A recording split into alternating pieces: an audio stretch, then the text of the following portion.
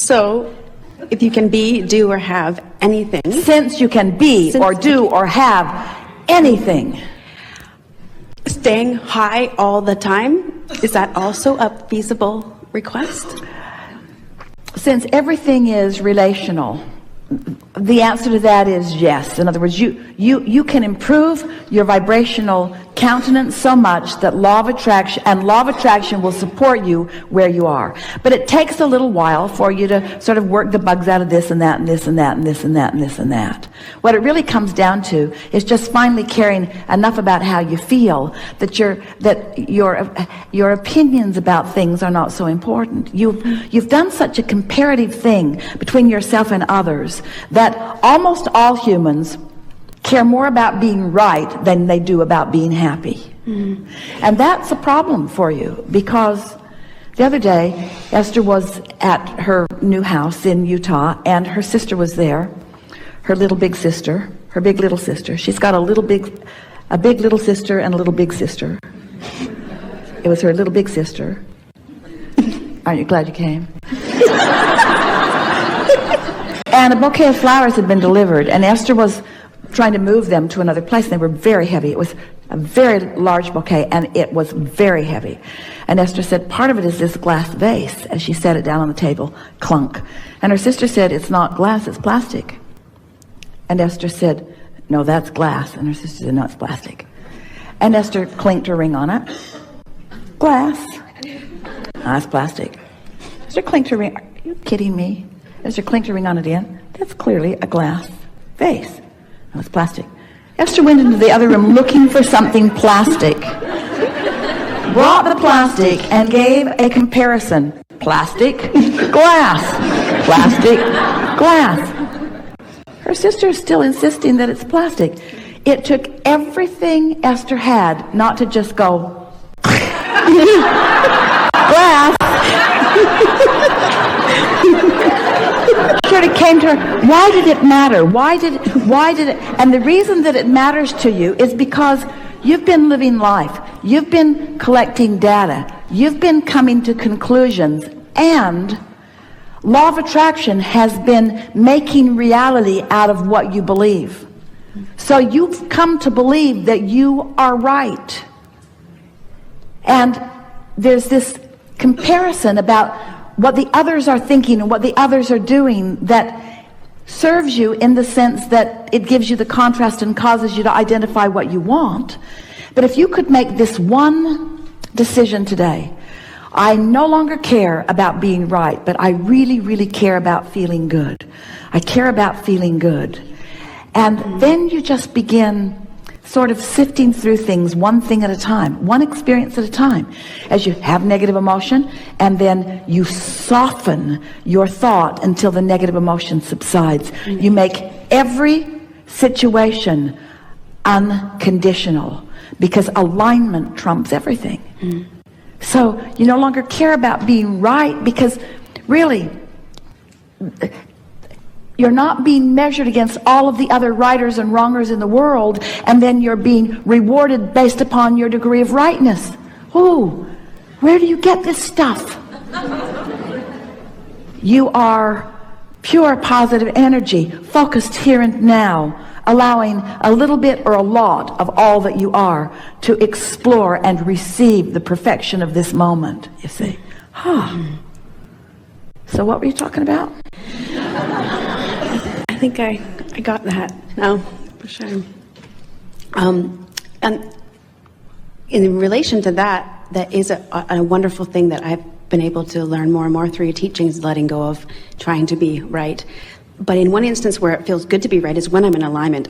My decisions, for me, only me personally, they feel so right and so clear. Because what the true definition of rightness is clarity. And what the true definition of clarity is alignment. And what the true definition of alignment is in sync with broader perspective, who knows the big picture, who knows the whole of everything. When you've got that kind of clarity going on, doesn't that feel wonderful? Absolutely. Ambivalence is so annoying. Clarity feels so good. Yeah, absolutely. Yeah. I love it. So, one question about, I have young children, and I'm wondering, I've been wanting to ask straight from you, There's a lot of to me, what I think I perceive as fear-mongering in the school about germs and hand washing and all that. And I would like to be able to share with my children the belief that germs are not what general society sees it as. Maybe that hand washing is a little over the top. But am I giving them a false pretense by saying that? Well, it doesn't matter so much what you say to anyone you care about or don't care about. But it does matter how you feel as you're saying it. So if you're pushing against fear-mongering, you're not doing anything different than the fear-mongers. They're pushing against germs and you're pushing against them. And you're using something as your reason to not be in alignment. And when you're not in alignment, you don't make good decisions. Mm-hmm. And there's more than germs to worry about your kids putting their hands in. In other words, there's all kinds of bugs and spiders and creepy stuff and stuff that stains their clothes. And we're just having fun with you. We're just wanting to kind of get the momentum going on all of that. And so you don't want to join the fear-mongers, but you don't want to be a different version of them by pushing against them either. Right. Actually, do you see it's actually coming more from, my fear of that, maybe. Well, you live in a world that is real. You live in a world where things have manifested. You live in a world where if you're not watching what you're doing, you can fall down steps. In other words, we're not trying to pretend that you don't live in an actual world where laws of physics and biological things are happening. Of course, there is a reality that you are adapting to. It's just our suggestion that you make a vibrational adaptation to who you really are before you go into any situation. In other words, you can walk down any street in any city. We're not kidding. And the contents of that environment have the wherewithal to please you or displease you, depending upon what your point of attraction is. So if you get too carried away with the fear-mongering, now you don't feel good anywhere you go. And everywhere you go, you feel like you're under attack. It feels like things are after you. When the truth of it is, nothing's after you. You just keep inviting things. And the way you invite things you don't want is by spending a lot of time talking about them, you see. And so part of that's what's bothering you is that, so let's take the example that we gave earlier about when you feel negative emotion, every single time it always means the same thing. Your opinion in this moment is different than the source within you.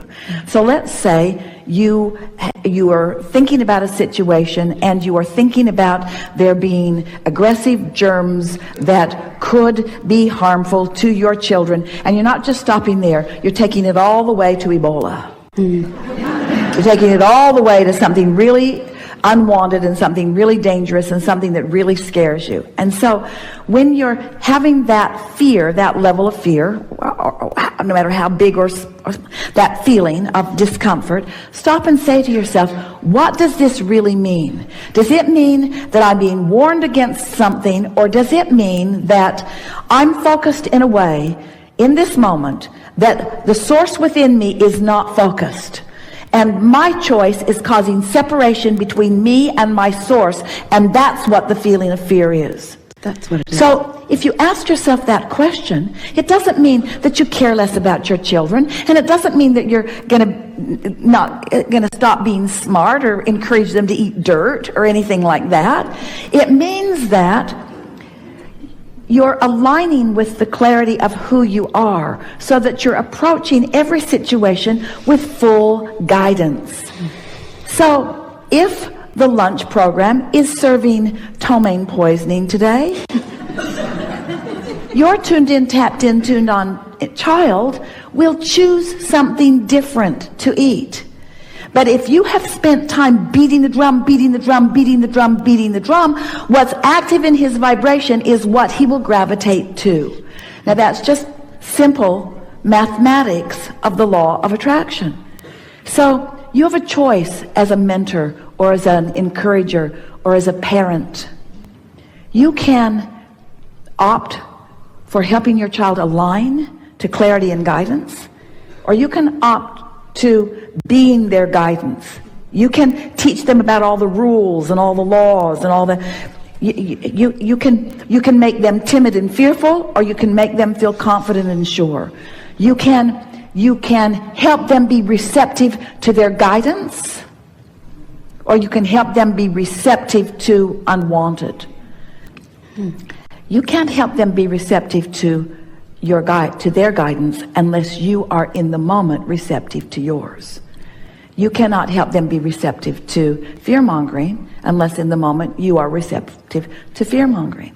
So you just want to figure out where you are and then talk to your kids. So again, I can't talk to you children. Why not? Because I'm not in the receptive mode. Receptive of what? Well-being and clarity and good ideas. Okay, they'll happily go somewhere else. But when you say, listen to me, did you hear what I said? They're not wanting to listen. You have to work really hard to get their undivided attention when you are not tuned in. If you watch them, they're wandering, they're fidgeting, they're playing with their clothes, they're doing everything in the world to try to not give you their attention, because most of them still have that sense from within that this is not going to go well. Absolutely. I see it. So any discussion that we have before the discussion about where are you in the receptive to source mode is sort of an unnecessary conversation, because you just twirl around in it. There are thousands upon thousands of books written in order to control behavior of others or even of yourself. And we say attempting to control behavior before you got a handle on what you're doing vibrationally, it makes for a lot of work. And it's why the effort factor is such a big thing in your society. Working way harder at living happily ever after than you ever intended.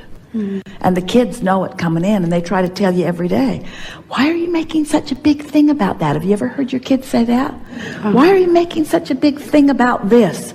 Because we've got a problem. I know, but why are you making such a big thing about this problem? Because I want to blow it up into something really, really, really big so that you'll understand it. But why are you wanting to make something that none of us want? Something that is really, really big. That's what the kids get. That the older you are, you don't seem to get, you see. You want to diminish things that don't feel good while you encourage things that do feel good. Right. It's so simple. Yeah. And really easy if you start with easy things. Don't start with hard things. It makes you defensive. Start with easy things till you get the hang of it. So basically relax and chill about it, and then they will not then set that into a vibration and attract that anyway. Do you believe that you have put the well-being of your children in your vortex? Right now, yes. Yeah. Do you believe under any condition that you care about the well-being of your children? Yes. Do you believe that in living life that you've created a vibrational reality that supports their well-being? Yes. Do you believe that your children have created a vibrational reality that is about their well-being? Yeah. Do you believe that all of your sources are standing there in the vortex, knowing about well-being and presenting ideas and guidance and paths of least resistance in order to get to it? Do you believe that? Do you believe that anything matters other than being receptive